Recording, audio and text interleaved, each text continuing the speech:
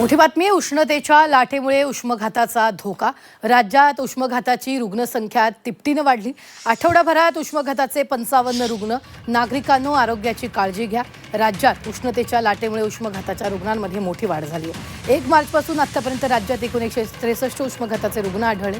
तर गेल्या एका आठवड्यात तब्बल 55 जणांना उष्माघाताचा फटका बसलाय. तर 3 जणांचा उष्माघातानं मृत्यू झाल्याची माहिती. त्यामुळे नागरिकांनी दुपारी 12 ते 3 दरम्यान घराबाहेर पडताना काळजी घेण्याचं आवाहन हवामान विभागानं केलेलं आहे. या संदर्भामध्ये तापमान दिवसेंदिवस वाढत चाललेलं आहे. काही ठिकाणी आभाळे, आज आपण बघतायत या ठिकाणी आज आभाळ या ठिकाणी आलेलं आहे. क्लाउड आहेत. काही ठिकाणी उन्हाने म्हणजे उच्चांक केलेला आहे. 45पर्यंत, 46, 47पर्यंत ऊन चाललेलं आहे.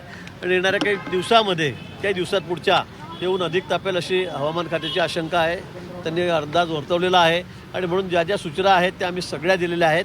दुपारची वेळ 11 ते 5पर्यंत बाहेर येणं टाळा.